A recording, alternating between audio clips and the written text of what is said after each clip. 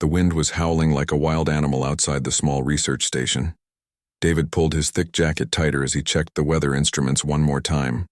The storm had been going for 3 days now, and he was completely cut off from the main base. No radio, no internet, just him and the endless white snow of Antarctica. David was a scientist who studied strange life forms in extreme places. He had volunteered to stay at this remote outpost while his team went back to civilization for supplies. He thought it would be peaceful. He was wrong. A brilliant flash of light suddenly lit up the dark sky outside his window. It wasn't lightning. This was different. The light was blue and green, twisting like a ribbon as it fell toward the ice fields. David pressed his face against the cold glass, watching in amazement as the mysterious object crashed about a mile away from his station. His heart started beating faster. In all his years of research, he had never seen anything like this. The scientist in him was screaming to go investigate, but the smart part of his brain was telling him to stay inside where it was safe. The storm was deadly, and he could easily get lost in the blowing snow. David paced around his small shelter for an hour, unable to think about anything else. What if it was a meteorite? What if it contained some kind of new mineral?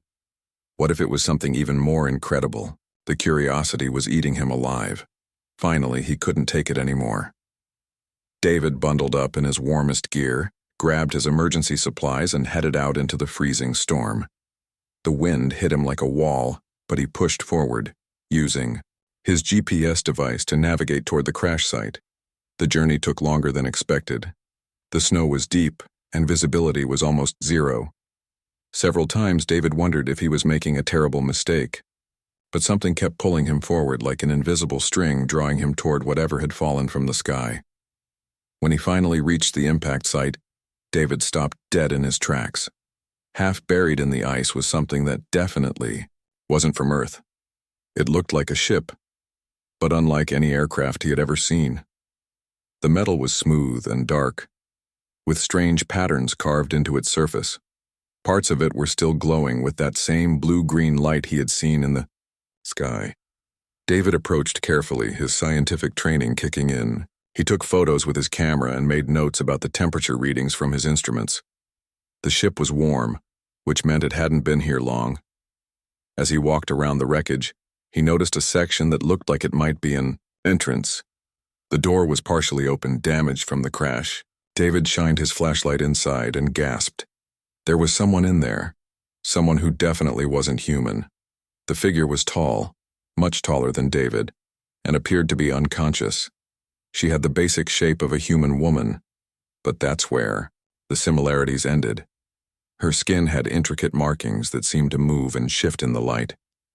She wore some kind of armor that looked both ancient and incredibly advanced at the same time. David's medical training took over his fear. The stranger was clearly injured, with what looked like serious wounds on her side and leg. He checked for vital signs and was relieved to find she was still alive, though her pulse felt different from a human's. The ethical dilemma hit him immediately. This was obviously a massive discovery that could change everything humanity knew about life in the universe. But she was hurt and needed help. The storm was getting worse, and if he left her here, she would surely die. David made his decision. Using his emergency sled, he carefully moved the unconscious alien to his shelter. It took all his strength as she was heavier than she looked. Throughout the journey back, he kept checking to make sure she was still breathing. Back at the station, David cleared off his research table and gently placed her on it. Under the bright lights, he could see her injuries more clearly.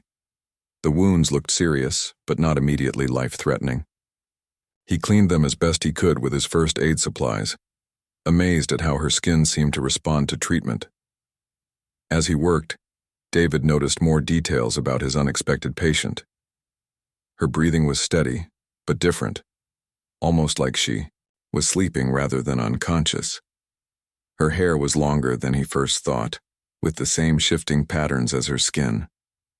Most striking were her fingernails, which looked more like small claws designed for climbing or fighting. Hours passed as David monitored her condition.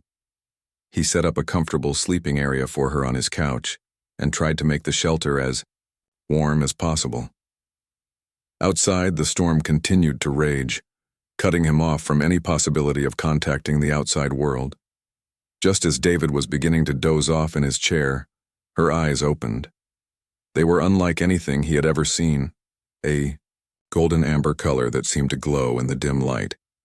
For a moment, they just stared at each other. David felt like he was being studied, analyzed, maybe even judged.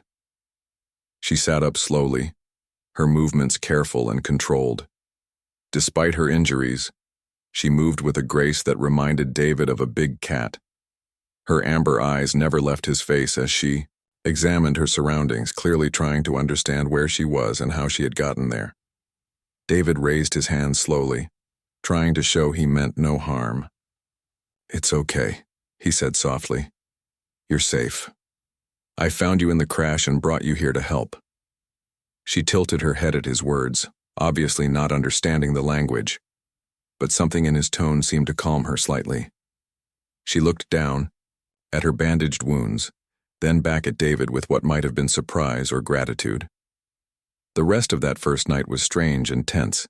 The alien woman, for David was now certain she was definitely female, seemed to be studying everything, in the shelter with intense interest. She moved around carefully, touching objects and examining them closely.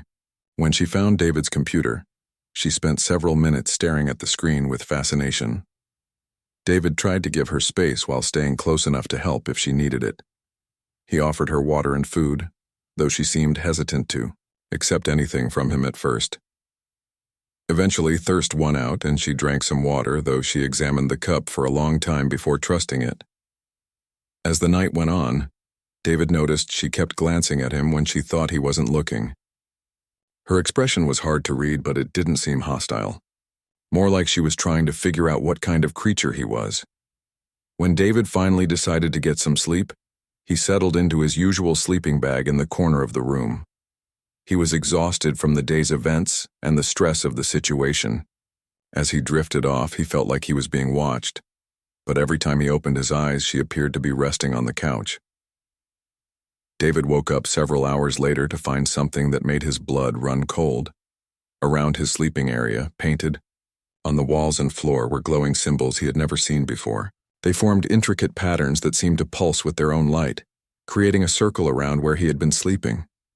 The alien woman was sitting across the room, watching him with those intense amber eyes. In the glow of her mysterious markings, David realized that whatever he had gotten himself into was far more complicated than just helping an injured stranger.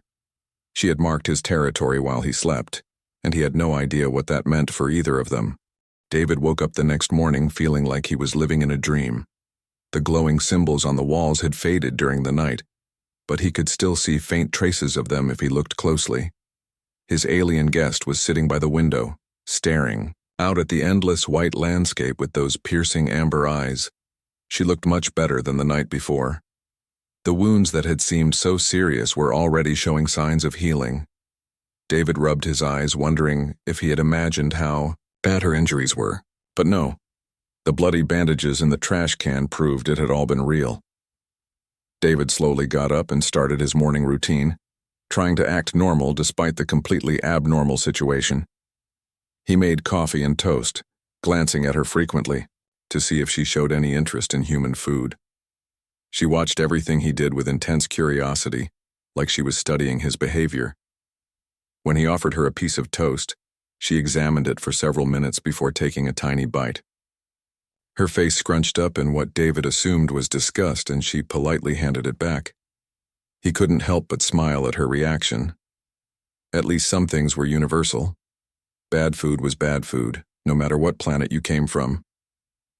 David decided to try a more scientific approach to communication. He pulled out a notebook and started drawing simple pictures.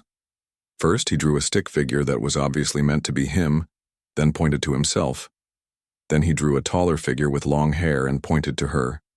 She tilted her head, seeming to understand what he was trying to do.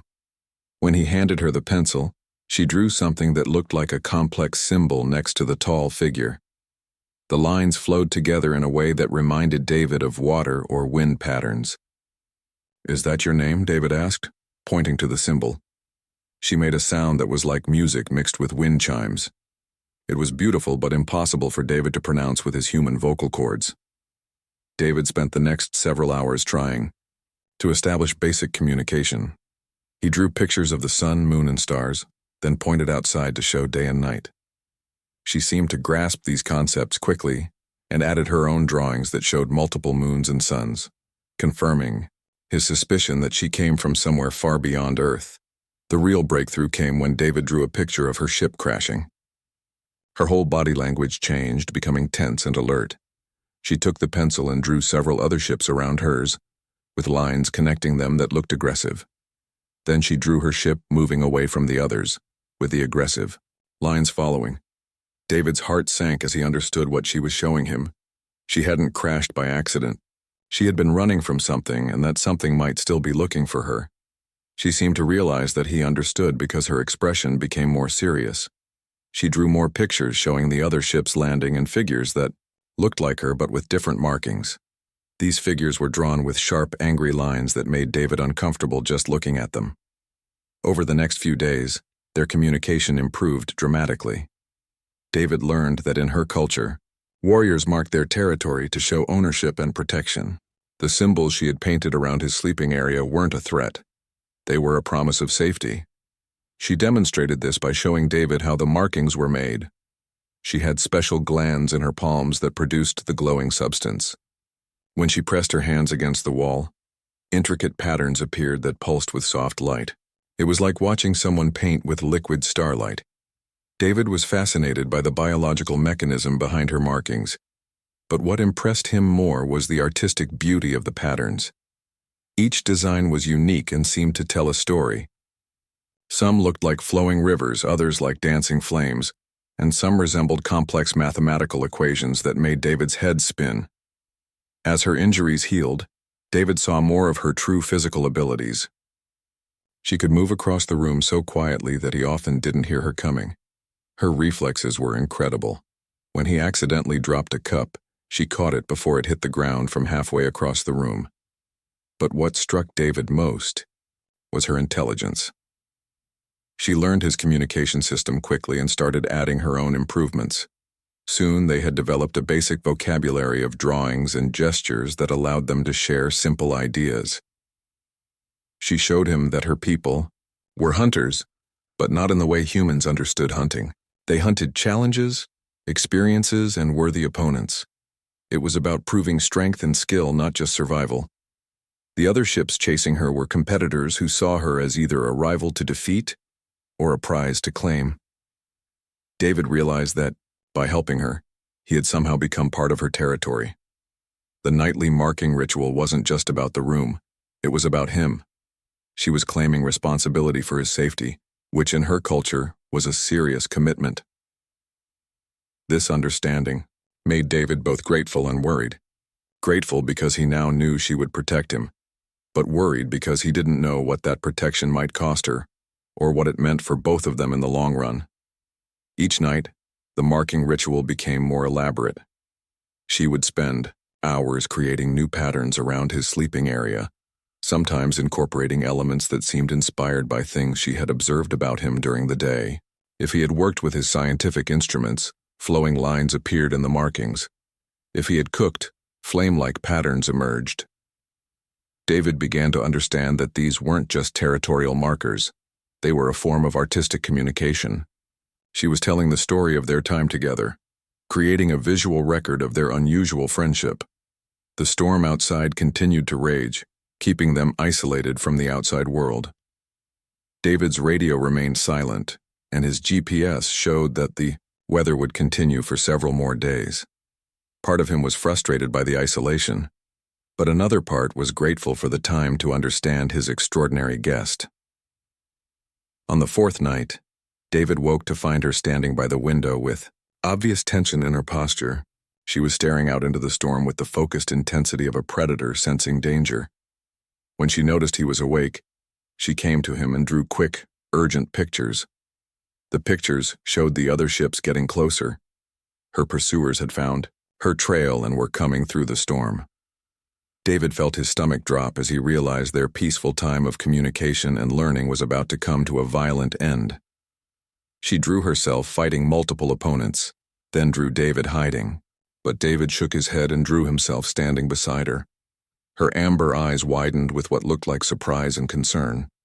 She drew the picture again, this time showing David in a safe place while she faced the danger alone. But David had made up his mind. This brave, intelligent being had protected him with her markings and her presence. Now it was his turn to stand, with her, even if he didn't have her physical abilities or fighting skills. That night her markings covered not just his sleeping area, but the entire shelter. Every wall, every surface was decorated with glowing symbols that pulsed with protective energy. David understood that she was claiming the whole place as her territory, with him at the center of it. As she worked, David prepared in his own way, gathering anything that might be useful in a fight, and trying to think of ways his human knowledge could help against alien hunters. He might not be a warrior like her, but he was a scientist, and scientists were good at solving problems. The markings that night were different from before. They seemed more urgent, more powerful. When she finished, she approached David and gently took his hands. She pressed his palms against hers, and David felt a warm, tingling sensation as some of her glowing markings transferred to his skin. Looking down at his hands, David saw temporary patterns that matched hers. He understood this was more than just communication. It was a bond, a promise that they would face whatever was coming together. David barely slept that night. Every sound made him jump, wondering if it was just the wind or something more dangerous approaching through the storm. His alien companion seemed equally alert, moving restlessly around the shelter like a caged animal sensing approaching danger. When morning came, she was different. The calm, curious being who had spent days learning to communicate with him was gone, replaced by someone David could only describe as a warrior preparing for battle. Her movements became more fluid and deadly, and her amber eyes constantly scanned their surroundings for threats. David's weather instruments started picking up strange readings around midday. There were heat signatures moving through the blizzard, too warm and too coordinated to be natural phenomena. The signals appeared on his radar as 3 distinct objects, moving in formation toward their location. She saw the readings on his instruments, and her whole body went rigid. She drew quick, urgent pictures showing him that these were the hunters she had been running from. They had tracked her despite the storm and were closing in fast. David watched in fascination and growing fear as she began preparing for battle. She moved to a corner of the shelter where she had apparently hidden equipment from her damaged ship. From a bag that David hadn't even noticed before, she pulled out weapons that looked both ancient and incredibly advanced.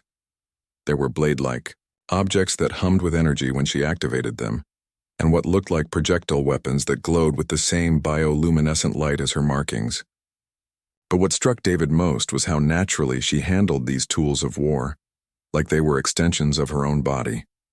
She tried to get David to hide in the supply closet, gesturing frantically and drawing pictures that clearly showed him staying out of the coming fight. But David shook his head stubbornly. He had been thinking about this moment since she first warned him about the approaching hunters. David knew he wasn't a fighter. He was a scientist who spent most of his time looking at microscopic organisms and writing research papers. But he also knew this shelter better than anyone, and he understood the equipment and the environment in ways that might be useful. He showed her his own preparations. David had rigged several of his scientific instruments to create bright flashes and loud noises that might serve as distractions. He had identified weak points in the shelter's structure that could be used tactically, and he knew exactly where all the emergency supplies and potential weapons were stored. Her expression when she saw his preparations was hard to read. There was surprise, concern, and what might have been respect all mixed together. She approached him and placed her hands on his shoulders, looking directly into his eyes with an intensity that made David feel like she was seeing right into his soul. Through their developed system of gestures and drawings, she made him understand that fighting alongside her would make him a target for the other hunters. In her culture, anyone who stood with a warrior became part of the conflict, and her enemies would show him no mercy. David appreciated the warning, but he had already made his decision. This incredible being had protected him with her life for days. She had shared her knowledge, her culture, and even her food with him. The idea of hiding while she faced danger alone went against everything he believed about loyalty and friendship. The heat signatures on David's instruments were getting stronger. The 3 ships would reach them within hours, and the approaching hunters would have all the advantages of superior technology and numbers. David felt his hands shaking as the reality of their situation hit him. But as he watched his companion prepare for battle, David felt his fear transform into determination. She moved with the confidence of someone who had faced impossible odds before and survived. Her calm preparation gave him strength, and he found himself believing that somehow they might make it through this together. The afternoon passed in tense preparation. She showed David how to handle some of her simpler weapons, though it was clear that most of her technology was designed for beings with her enhanced physical abilities. David focused on what he could do, setting up strategic advantages using his human knowledge and equipment. He positioned emergency flares around the shelter that could be triggered remotely to create confusion. He prepared chemical mixtures from his laboratory supplies that would produce thick smoke or blinding light. Most importantly, he studied the layout of their shelter and the surrounding terrain, looking for any advantage they could use. As evening approached, the storm outside began to calm slightly. David realized this was both good and bad news. Better visibility would help them see their attackers coming, but it would also make it easier for the hunters to coordinate their assault. The heat signatures on his instruments suddenly stopped moving. David's blood ran cold as he realized what this meant. The hunters had landed and were now approaching on foot. They would be here soon, moving through the snow and ice with the same deadly grace as his companion. She seemed to sense their arrival even before the instruments confirmed it. Her head tilted slightly, as if she was hearing something David couldn't detect. Then she moved to the weapons she had prepared and began the final stage of her battle preparations. David watched in amazement as her bioluminescent markings began changing color.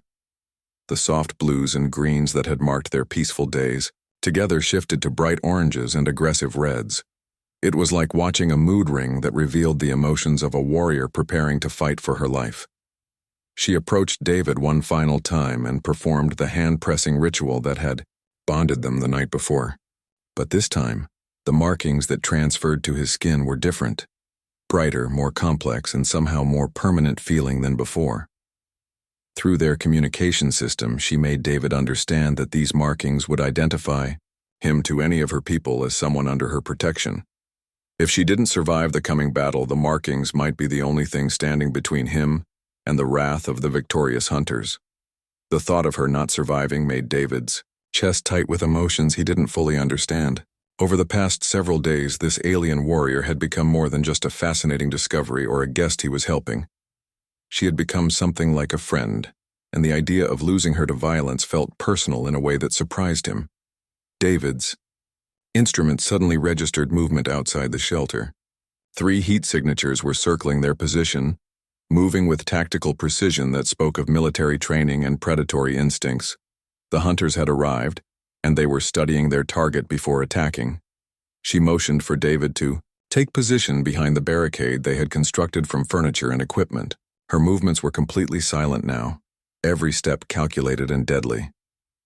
David found himself holding his breath as he watched her transform into something that was more force of nature than person. The attack came without warning. The front wall of the shelter exploded inward as something powerful struck it from outside. Through the hole came a figure that looked similar to David's companion, but moved with obvious hostile intent. The first hunter was followed immediately by 2 others, all moving with coordinated precision that spoke of experience fighting together. David got his first good look at her people as enemies, and he understood why she had been so concerned about their approach. They were built like her, tall, graceful, and obviously designed for combat. But where her markings pulsed with protective energy, theirs glowed with colors that made David think of fire and blood. Their weapons were similar to hers, but somehow more brutal looking, designed not just to defeat, but to intimidate. The battle began in earnest as his companion launched herself at the lead hunter with fluid grace that took David's breath away.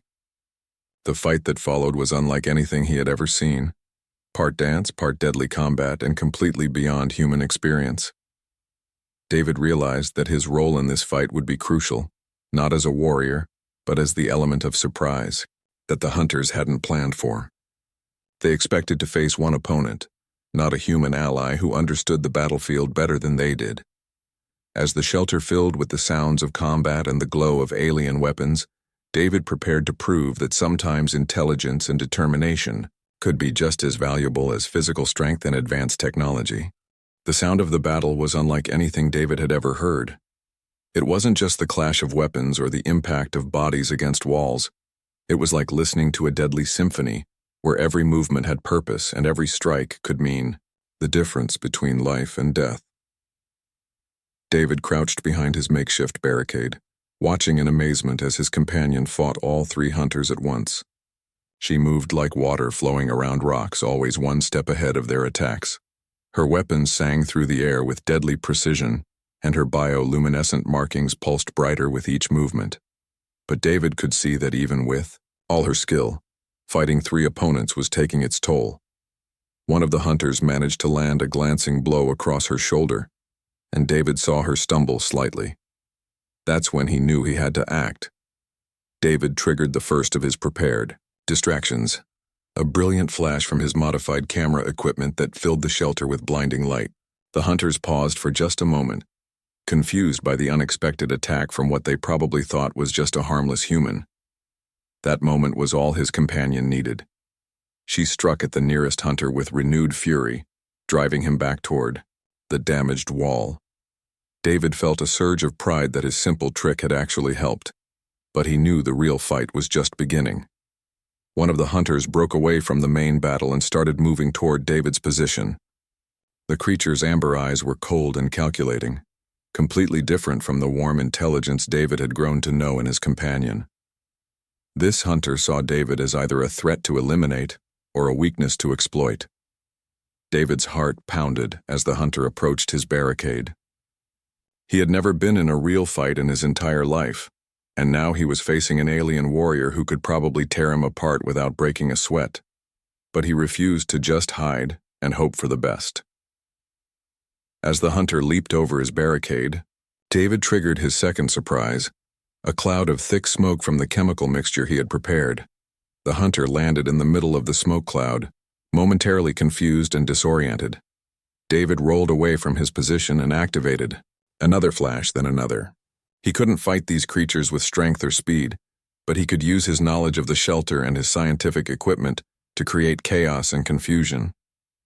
The strategy worked better than David had hoped. The hunters were used to fighting opponents like themselves, skilled warriors who relied on physical abilities and advanced weapons. They weren't prepared for someone who fought with bright lights, smoke screens, and unpredictable tactics. His companion took advantage of the confusion David had created.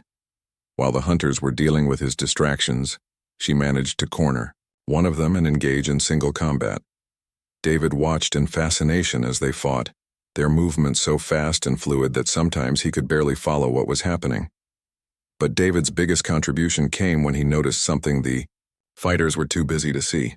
One of the hunters was trying to flank his companion, moving through the smoke to attack her from behind while she was focused on another opponent. Without thinking, David grabbed one of his scientific instruments, a heavy metal device used for measuring ice density, and threw it as hard as he could at the flanking hunter. His aim was terrible, and the device bounced off the creature's shoulder without doing any real damage. But the hunter turned toward David with surprise and anger, which was exactly what his companion needed. She spun around and struck at the distracted hunter, landing a blow that sent the creature stumbling backward. The tide of the battle began to turn. What had started as 3 against 1 had become 3 against 2, with David providing crucial distractions and support. The hunters were skilled warriors, but they were also arrogant. They hadn't expected to face any real resistance from a human, and their overconfidence was becoming a weakness. David's companion seemed to draw strength from his support. Her movements became more aggressive and confident, and her bioluminescent markings blazed with protective fury. David realized that in her culture, having someone willing to fight alongside you was probably a great honor, and she wasn't going to let that sacrifice go to waste. The turning point came when David made his most dangerous move yet. One of the hunters had backed his companion into a corner, and was preparing to deliver what looked like a finishing strike. Without thinking about his own safety, David ran directly at the hunter, shouting at the top of his lungs. The hunter turned toward the unexpected attack, raising his weapon to deal with the foolish human. But David had learned something about timing from watching his companion fight. At the last second, he dropped to the ground and rolled away, leaving the hunter off balance and exposed. His companion didn't waste the opportunity. She struck at the off-balance hunter with everything she had, landing a blow that ended that part of the fight permanently. David felt a mix of relief and horror as he realized what his actions had led to, but there was no time to process the emotions. The remaining two hunters realized that their easy victory had turned into a real battle. They began fighting more desperately, taking greater risks to try to end the conflict quickly. This made them more dangerous but also more predictable. David continued his role as the chaos maker, using every trick he could think of to disrupt the hunters' coordination. He triggered alarms, created more smoke clouds, and even used his radio to broadcast loud static that seemed to bother the hunters' sensitive hearing. But the most important moment came when one of the hunters managed to get past his companions' defenses and strike directly at David. The blow caught him in the side and sent him flying across the room. David hit the wall hard and felt something in his ribs crack. As David lay on the floor, struggling to breathe, he saw something that made his blood run cold. The hunter who had struck him was approaching with obvious intent to finish what he had started. David tried to move but found that his body wouldn't respond properly. That's when David witnessed the true fury of an alien warrior protecting someone under her care. His companion's markings flared brighter than he had ever seen them, shifting to colors that hurt to look at directly. She moved with a speed and violence that seemed to transcend physical limitations. The hunter who had attacked David never had a chance to strike again. David's companion fought with the protective rage of someone whose territory had been invaded and whose claimed person had been threatened. The battle that followed was brief but decisive. When the last hunter fell, the shelter was finally quiet except for the sound of their heavy breathing. David's companion rushed to his side, her markings already shifting back to softer colors as she checked his injuries.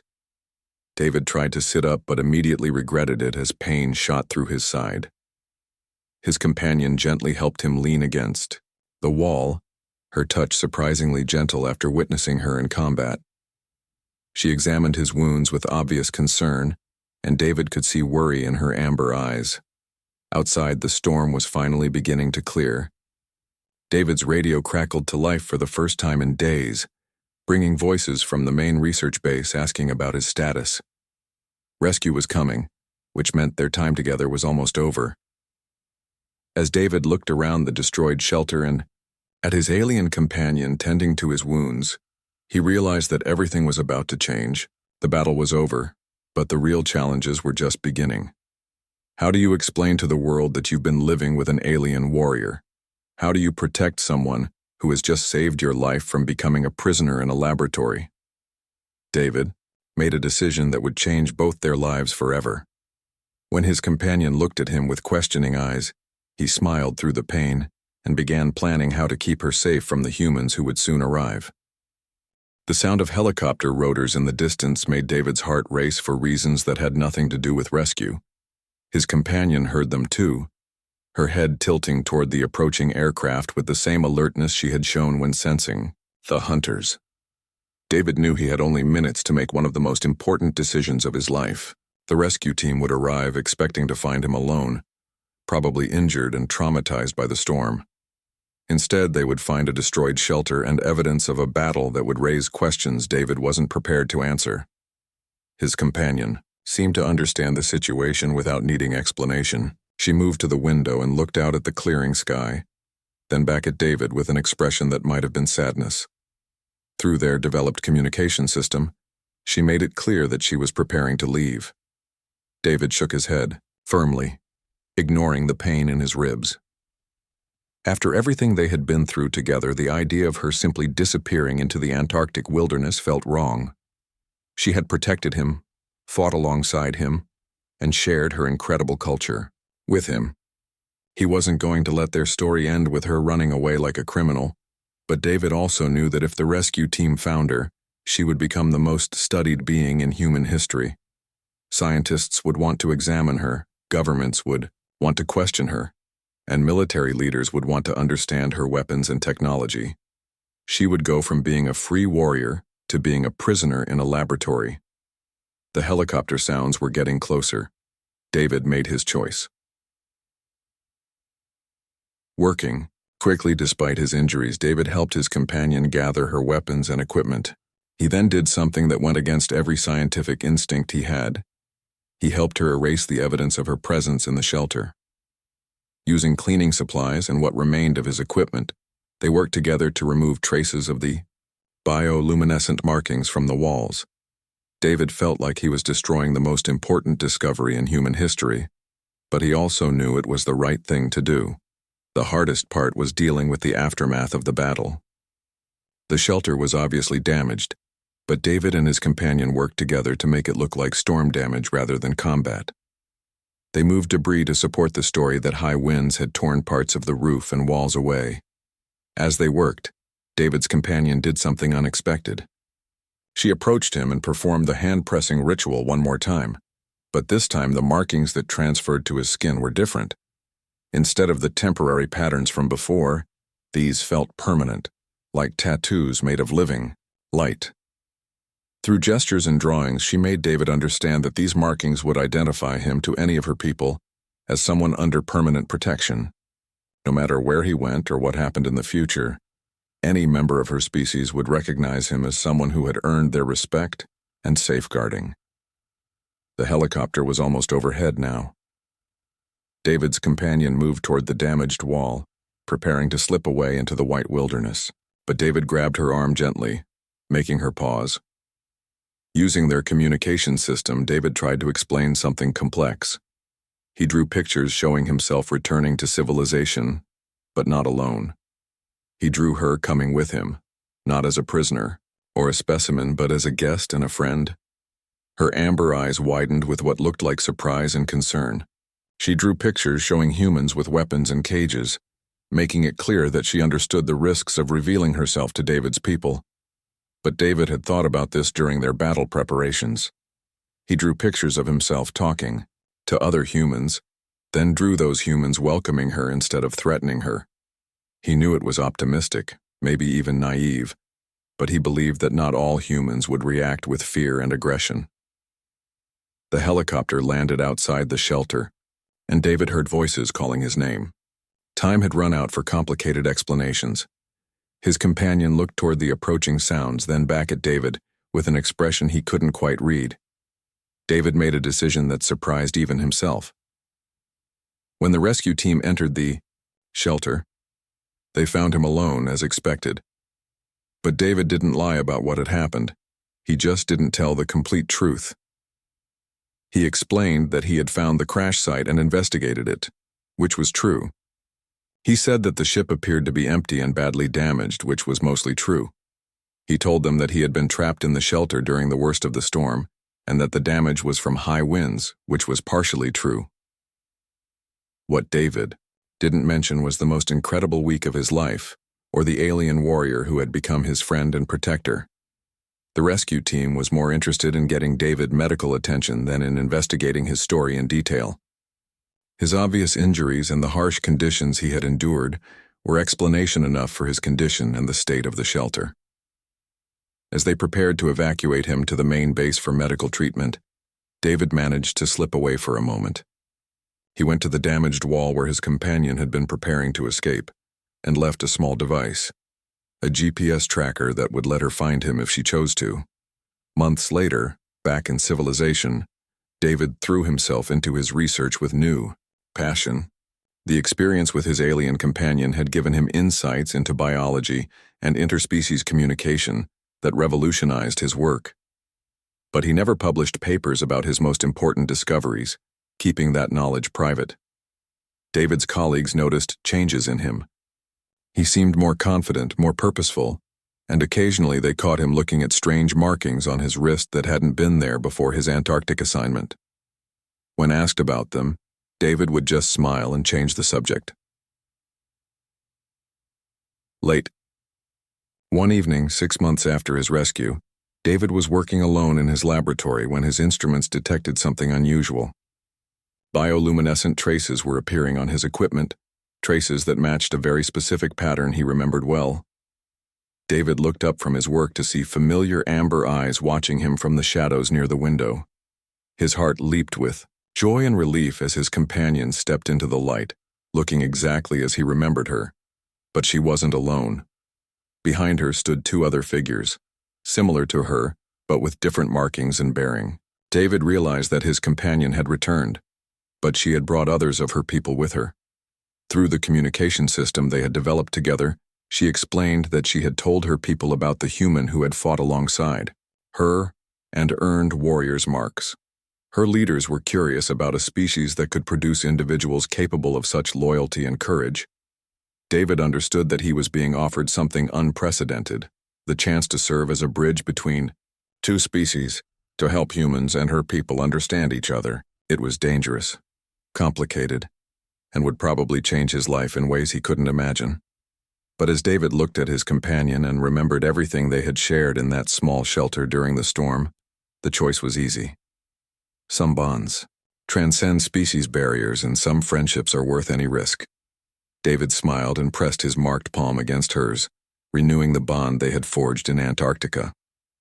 The glowing patterns on their joined hands pulsed with shared understanding and mutual respect. Outside his laboratory window, the city lights twinkled like earthbound stars, but David knew that the most amazing lights were right here in his lab, the beginning of a new chapter in the relationship between 2 worlds. The alien Huntress had marked him as her territory that first night in the shelter, but David had come to understand that territory wasn't about ownership. It was about belonging, protection, and the promise that no matter what challenges lay ahead, they would face them together. As David began the process of introducing his remarkable friends to carefully selected humans who could help bridge the gap between species, he reflected on how a simple scientific curiosity about a crashed ship had led to the most important relationship of his life. Some stories end with rescue and return to normal life. But David's story was just beginning, marked by glowing symbols that promised adventure, friendship, and the endless possibility of understanding between 2 very different, but surprisingly compatible species.